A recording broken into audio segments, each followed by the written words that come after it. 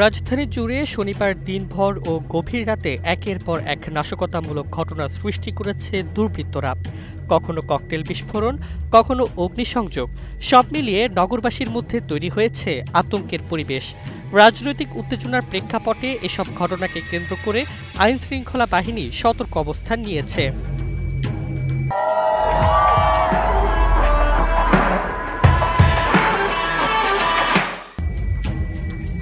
15 November শনিবার রাত 12টার দিকে হাজারীবাগ বেড়িবাঁধ রোডে শেখ ফজিলতুন্নেসা কলেজের সামনে দাঁড়িয়ে থাকা একটি যাত্রীবাহী বাসে হঠাৎ আগুন ধরিয়ে দেয় দুর্বৃত্তরা।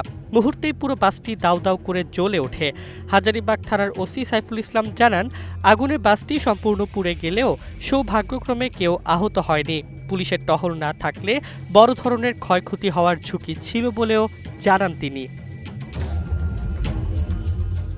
এর আগে বিকেল 5:30 থেকে রাত 7:30টার মধ্যে মিরপুর, পল্লবী ও হাতিরঝিলে পরপর 4টি ককটেল বিস্ফোরণের ঘটনা ঘটে। মিরপুরের বিআরটিএ অফিসের সামনে প্রথম বিস্ফোরণের পর আতঙ্ক ছড়িয়ে পড়ে আশেপাশে। কিছুক্ষণ পর হাতিরঝিলের মধুবাগ ব্রিজের নিচে আরেকটি ককটেল বিস্ফোরণ হয়, যাতে একটি মোটরসাইকেলে আগুন ধরে যায়, তবে কেউ হতাহত হয়নি। পল্লবী থানার অধীনে মিরপুর 12 মেট্রো স্টেশনের নিচেও দুটি ককটেল বিস্ফোরণ করে দুর্বৃত্তরা দ্রুত পালিয়ে যায়। পুলিশ বলছে, সব ঘটনাস্থলে টিম পাঠানো হয়েছে এবং নাশকতার সঙ্গে কারা জড়িত তা শনাক্তে তদন্ত চলছে। আইনশৃঙ্খলা বাহিনী মনে করছে, রাজনৈতিক অস্থিরতার প্রেক্ষাপটে রাজধানীতে একযোগে নাশকতা ছড়িয়ে জনমনে আতঙ্ক সৃষ্টি করার উদ্দেশ্যে এসব হামলা।